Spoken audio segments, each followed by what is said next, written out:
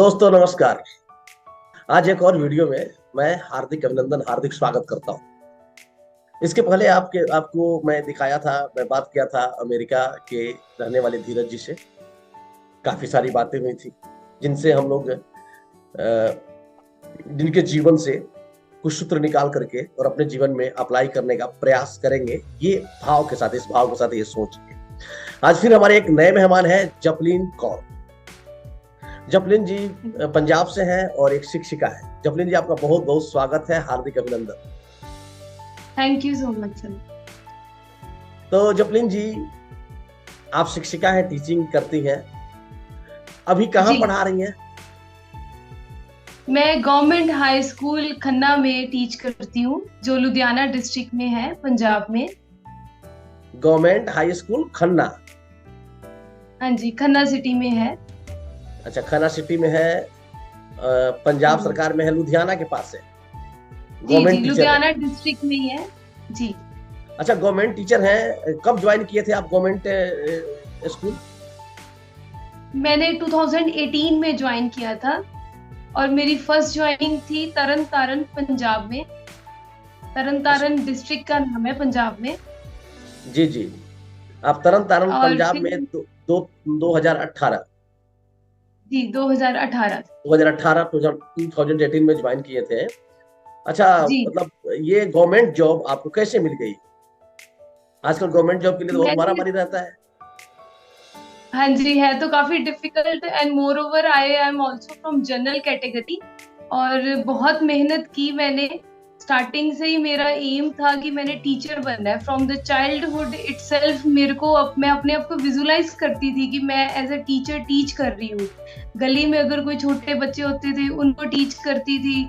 कोई मैंने black board लगा लेना छत पे, टेरेस पे, और वहां पर मैंने छोटे छोटे बच्चों को इकट्ठे करके वहीं पे पढ़ाना शुरू कर देना। और ये बहुत डीप विजुअलाइजेशन थी मेरी, पता ही नहीं, अपने आप ही अंदर से था कि मैं टीचर बनना है। ये प्रोफेशन शुरू से ही मेरे को बहुत पसंद था। और मैंने 2015 तक मैंने एमएससी मैथमेटिक्स की and I was a topper in university at DAV college Amritsar. और मैं बीएड भी मैंने की उससे पहले, जो एक प्रोफेशनल टीचिंग कोर्स है। और उसके बाद मैंने पंजाब टीचर एलिजिबिलिटी टेस्ट के लिए प्रिपरेशन स्टार्ट की। मैंने काफ़ी प्रिपरेशन की। फर्स्ट टाइम तो नहीं हो पाया, लेकिन second time I was able to qualify the test. And फिर उसके बाद मैंने काफ़ी मेहनत की, काफ़ी और भी टेस्ट दिए, काफ़ी बैंकिंग के भी टेस्ट दिए थे मैंने बीच बीच में, कि मेरे को पता चले कि कॉम्पिटिटिव एग्जाम्स अटेम्प्ट कैसे करते हैं। बहुत टेस्ट दिए, लगभग मैंने कोई अराउंड 7 to 8 बैंकिंग के टेस्ट दिए होंगे। कोई भी टेस्ट निकलना तो मैंने हर बार उसकी प्रिपरेशन करनी और टेस्ट के लिए पहुंच जाना। कोई आर्मी का टेस्ट होना, 10th के बाद आर्मी का भी टेस्ट दिया, कि तो मेरे को पता चले कि कैसे मैंने अटेम्प्ट करना है। और फिर एक लेक्चरर का भी मैंने टेस्ट दिया, वो क्वालिफाई नहीं हो पाया। यूजीसी यूनिवर्सिटी ग्रांट कमीशन के अंडर जो टेस्ट है एमएससी मैथमेटिक्स के लिए, मेरा जो सब्जेक्ट है वो भी दिए।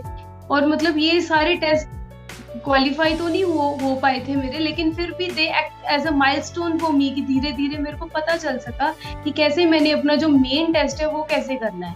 एंड एट द लास्ट मैंने अपना सब्जेक्ट टेस्ट दिया जो मैथमेटिक्स का है, और फिर वो मेरा क्वालिफाई हो गया था। And with God's grace I got the job. और 2018 में मैंने Tarn Taran government senior secondary school Sakhira में ज्वाइन किया, जो तरन तारण डिस्ट्रिक्ट में ही है। और बहुत अच्छा एक्सपीरियंस रहा वहां पर। मैडम, आप बहुत अच्छा से बता रही हैं टीचिंग का, जो आप कह रही हैं कि बचपन से मुझे टीचर बनने का मन था, और फिर आपने ये भी कहा कि आप यूनिवर्सिटी टॉप की। जी। आजकल क्या है कि जो लोग टॉपर होते हैं, जो लोग मेहनत करते हैं, सामान्यतः यदि हम लोग बच्चों से पूछते हैं कि तुम क्या बोलोगे, तो अगर डॉक्टर बनेंगे, इंजीनियर बनेंगे, आईएएस बनेंगे, पीसीएस बनेंगे। मुझे ऐसा कोई बच्चा नहीं मिला जो कि टॉप, मतलब औसत दर्जे के बच्चे ये बात जरूर बोल देते हैं, नहीं कुछ बनेंगे सब तो टीचरों जरूर बनेंगे, ऐसा बोल देते हैं। लेकिन आप इतना मेहनत करके और टीचर बनी, ऐसा टीचिंग जॉब में ऐसा क्या है जो आपको इतना प्यारा लगता है? सबसे पहले तो पहले तो मेरे अंदर ही था, डीप सबकॉन्शियस में अपने आप ही बचपन से ही था कि मैंने टीचर बनना है। तो एक तो ये बात है कि शायद पिछले जन्म का कोई कनेक्शन रहा होगा इस फील्ड के साथ, और दूसरा कोई मतलब बच्चों को पढ़ाने में बहुत अच्छा लगता था। जैसे मेरे हमारे घर में जो कोई मेड आती थी या उनके जो कोई भी ऐसे बच्चे थे जो फीस नहीं पे कर सकते थे, मैं उनको घर पे बुला के उनको टीच करती थी। चाहे मैं खुद 8th 9th में ही थी, तब मैं खुद छोटी थी, लेकिन फिर भी मैंने nursery, KG, first, second, third के बच्चों को बिठाना और उनको टीच करना स्टार्ट कर देना। और एक बात तो ये बचपन से आपके मन में ये बात थी कि मुझे टीचर बनना है और टीचिंग अच्छा लगता है, टीचर ही बनना। तो आप टीचर बन गई। बनने के बाद से भी आपको अच्छा महसूस हो रहा है कि चलो भाई मैं टीचर बन गई, अच्छा लग रहा है, हाँ, सरकारी नौकरी मिल गई, अच्छा लग रहा है। ये सारी चीज तो आपके साथ बहुत अच्छी हुई। लेकिन एक बात बताइए कि ये टीचिंग तो बड़ा टेंशन का काम है, सवेरे से शाम तक स्कूल में जाना, बच्चों को पढ़ाना, फिर से घर पे आके खाना बनाना, और महिलाओं को और भी टेंशन होता है। तो आप किस तरह से मैनेज करती हैं, घर भी और स्कूल भी और फिर और भी सारे काम, बोझ नहीं लगता है? सबसे पहले तो मैं जब अनमैरिड थी तो पेरेंट्स का सपोर्ट काफी था, और जब मेरी मैरिज हो गई, मैंने ट्रांसफर कर लिया यहाँ पर, लुधियाना डिस्ट्रिक्ट में मेरी मैरिज हुई। यहाँ पर मेरे मदर इन लॉ बहुत सपोर्टिव है, वो मेरे को बहुत हेल्प करते हैं, और सुबह स्कूल जाने वक्त भी मेरी पूरा मतलब प्रिपरेशन करते हैं किसने जाना है, पूरा उनकी पूरी सपोर्ट है, फैमिली की पूरी सपोर्ट है मेरे को। ऐसा तो नहीं है कि बगल में बैठी है इसलिए आप बोल रही हैं? नहीं, वो बगल में नहीं है, मैं सेपरेट रूम में ही हूँ अभी। बहुत सपोर्ट है, गॉड्स ग्रेस, मैं बहुत लकी हूँ कि वो मेरे को बहुत हेल्प करती है और मेरे साथ पूरा कोऑपरेट करती है। अगर मैंने बोला कि मैंने कोई टेस्ट क्लियर करना है, या मैंने अभी शादी के बाद भी मेरे को फील होता है कि मैं कुछ आगे स्टडी करूं या फिर प्रिंसिपल की पोस्ट के लिए मैं टेस्ट दूं, वो मेरे को पूरा सपोर्ट करती है कि नहीं नहीं तुम पढ़ो अपना, मैं घर का काम कर लूं, कोई बात नहीं। मतलब आप ये कहना चाहती हैं कि यदि परिवार यदि सपोर्टिव हो तो कोई भी जॉब कठिन नहीं है।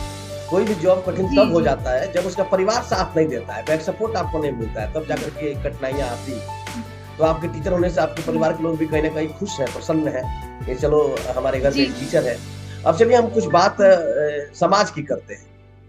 टीचिंग जॉब को बड़ा सम्मान दिया जाता है, हालांकि आज के सोसाइटी में क्योंकि पैसा इसमें थोड़ा कम है, इसलिए लोग ये सोचते हैं कि नहीं टीचर बनना ठीक नहीं है, डॉक्टर बन जाएंगे, इंजीनियर बन जाएंगे। तो जो लोग मेरिटोरियस होते हैं वो खासकर उधर चले जाते हैं, और जो औसत दर्जे के लोग अपने आप को मानते हैं वो टीचिंग में आते हैं। हालांकि मैं इस बात को नहीं मानता, क्योंकि मैं भी टीचर हूँ और मैं औसत दर्जे का नहीं हूँ। लेकिन ये लोग कहते हैं जनरली कि ऐसा होता है। अब हमें सोचना ये है कि अब आपके अनुसार अभी जो वर्तमान टाइम चल रहा है, 21वीं सदी चल रही है, चीजें बहुत तेजी से बदल रही है। इस सदी के पहले के जो शिक्षक थे और अभी के जो शिक्षक हैं, उनके कार्यशैली में काफी कुछ बदलाव आया, काफी कुछ अंतर आया है।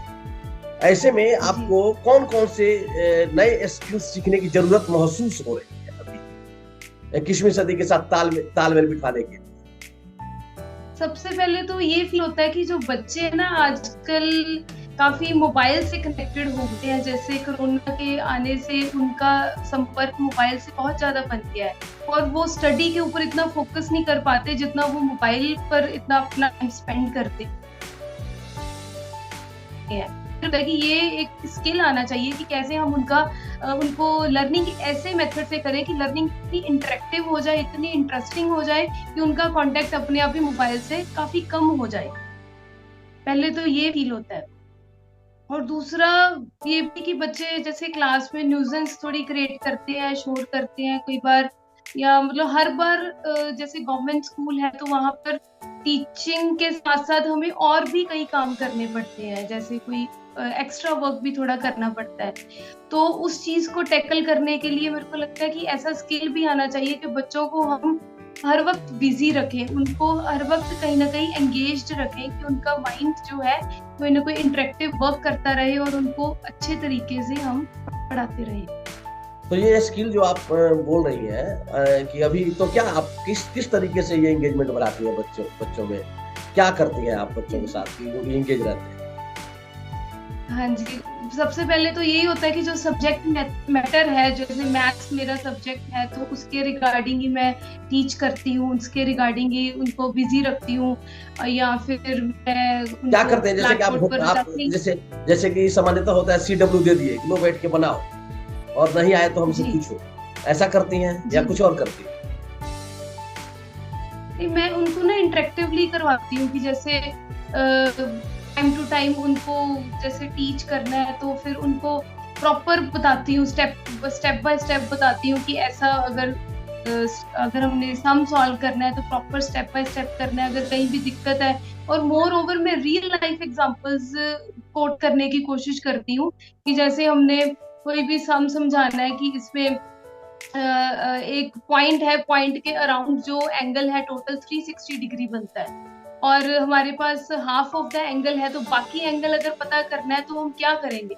बच्चे कई बार कंफ्यूज हो जाते हैं, फिर उनको मैं एग्जांपल देती हूँ, आप इस चीज को पैसे के साथ रिलेट करो कि जैसे दो बच्चे हैं या दो स्टूडेंट, जैसे सुखमन और हरमन मेरी क्लास के दो स्टूडेंट्स हैं, मैंने उनको बोला कि आपके पास दोनों के पास 360 रुपीज हैं और एक के पास 220 है, दूसरे के पास कितने होंगे। वो फिर एकदम से ऐसे ही कैलकुलेशन करते हैं, और अगर मैं डिग्री का करती हूँ तो थोड़ा सा कई बार उनको कंफ्यूज हो जाता है, इसलिए मैं रियल लाइफ एग्जांपल्स देती हूँ, रोज की जिंदगी की एग्जांपल्स, कि जिससे उनको ये कंसेप्ट समझना इजी हो जाए। अच्छा, मतलब आप ऐसे ये मैं कह कोई रही और हैं भी इंटरेक्टिव टेक्निक। जी, आप ये बताना चाह रही हैं कि हम रियल लाइफ एग्जाम्पल देते हैं तो बच्चे ज्यादा जी, कनेक्ट करते हैं, ज्यादा समझ पाते हैं। ज्यादा। यानी कि मैथमेटिक्स समझाने जी के लिए भी यदि रियल लाइफ एग्जाम्पल का यूज किया जाए तो ये काफी पावरफुल और फायदेमंद होगा, ऐसा आप बोलती हैं। जी जपलीन जी, बहुत अच्छा आप चीजें बता रही हैं, शेयर कर रही हैं। एक दो चीज मैं आपसे और जानना चाहूंगा। आप बताइए कि अभी जो आप जॉब कर रही हैं टीचर का, 60 साल जी की अवस्था तक आप करिएगा जी जब तक आपका जी ये 60 साल होता है। 60 साल के बाद आप शरीर भी साथ न देगा, हो सकता है जैसे कि आजकल चल रहा है, और जी, सरकार पेंशन भी नहीं देगी। क्या आपके यहाँ सरकार पेंशन देगी? लग तो रहा है कि जैसे यूनियंस वगैरह कर रहे हैं कोशिश, तो लगता है कि शायद गवर्नमेंट ने एक बार तो अप्रूवल दे दिया, लेकिन फाइनल अप्रूवल नहीं हुआ। अच्छा, चलिए मान लीजिए कि आपकी सरकार पेंशन न दे। एक बात मैं कहता हूँ, 60 साल तो आपने वहां दिया, तो आप 60 साल बाद क्या करिएगा? किस तरीके से अपने आप को स्टेबल करिएगा? किस तरीके से अपने लिए क्या करिएगा उसके बाद? मैं जैसे ओशो धारा से कनेक्टेड हूँ, जैसे आप मेरे पे स्पर्थ गुरुदेव जी की फोटो देख रहे होंगे। ये सदगुरु सिद्धार्थ औलिया जी हैं। मैं ओशो धारा से बहुत ज्यादा डीपली कनेक्टेड हूँ फ्रॉम 20 इयर्स। मैं एक तरह की ओशो फैमिली में ही मेरा बर्थ हुआ है, तो मैं फिर अभी भी कर रही हूँ, मेडिटेशंस कर रही हूँ, अभी भी अपनी स्पिरिचुअल प्रोग्रेस को कंटिन्यू कर रही हूँ। और 60 के बाद फिर ज्यादा फोकस उधर हो जाएगा मेरा कि मैं अपनी ग्रोथ के लिए काम करूँ, ताकि अगर मैं खुद लर्न करूंगी, खुद ग्रो करूंगी, तभी मैं अपनी सोसाइटी का या अपने जो अराउंड लोग हैं उनका भला कर सकती हूँ। बहुत सही। तो मैं यानी कि अपने आप आध्यात्मिक रूप से उस समय आध्यात्म की तरफ चली जाएंगी और उस धारा का प्रचार प्रसार करेंगी, उसी जी की साधना करेंगे। ये बात बहुत अच्छी है, बहुत बहुत शुक्रिया। एक चीज मैं आपसे और जानना चाहूंगा कि जो बेस्ट टीचर होते हैं, आपके अनुसार बेस्ट टीचर जी, कौन है, और उनमें कौन सी 3 चीजें एक बेस्ट टीचर में अनिवार्यता होती मेरे को लगता है कि जो बेस्ट टीचर है ना, वो उनमें जो मेन क्वालिटीज है, सबसे पहले तो उसको लविंग होना चाहिए। बच्चे की साइकोलॉजी उनको प्रॉपरली क्लियर पता होनी चाहिए कि बच्चा अब ये कोई अगर झूठ भी बोल रहा है तो वो क्यों बोल रहा है। हम उसे डांटे नहीं, हम उसको प्यार से उसी चीज को टैकल करें कि बेटा, या उसका जो भी माइंड कॉन्सेप्ट है, जो उसका जो फैमिली बैकग्राउंड है, उसका कोई ना कोई रीजन रहा होगा अगर वो झूठ बोल रहा है, तो हम उसे डांटे नहीं, मारे नहीं, उसको प्यार से हम उसकी काउंसलिंग करें। सबसे पहले तो ये बात कि हमें बहुत चाइल्ड साइकोलॉजी डीपली आनी चाहिए। दूसरा, टीचर में विजडम होना चाहिए कि कैसे हमने कोई भी एडवर्स सिचुएशन को या बच्चे की किसी एडवर्स हैबिट को कैसे हमने प्यार से आराम से टैकल करना है विद पीस ऑफ माइंड। हमें जैसे गुस्से में नहीं, रोश में नहीं आ जाना चाहिए, हमें आराम से, क्योंकि वो एक बच्चा है, ये वो बहुत छोटा है, हम बड़े हैं, हमें ये नहीं उसको उसके लेवल पे नहीं जाना चाहिए, हमें एज अ मदरली फिगर रखनी चाहिए। जैसे मैं एक लेडी हूँ तो I will give myself as a motherly treat to my student, कि उसको ऐसा ना लगे कि ये तो मेरे लेवल पे आ गए, चाहे वो +2 का बच्चा है, चाहे वो ग्रेजुएशन का बच्चा है, कि देखने में लगते हैं बहुत बड़े बड़े, हमसे इतनी इतनी हाइट है उनकी, लेकिन फिर भी हमें मन में ये रखना चाहिए कि वो हमसे छोटे हैं, उनका उतना माइंड ग्रो नहीं हुआ अभी। एज अ मदरली केयर हमें उनकी करनी चाहिए। और तीसरी बात ये है कि उनको बस जो सब्जेक्ट मैटर है वो अच्छे से हम अपना 100% दे, उनको प्रॉपर हम गाइडेंस दें जब भी उनको रिक्वायरमेंट है, जब भी वो हमारी जरूरत महसूस करते हैं कि टीचर की गाइडेंस है, तो we should always be there for them.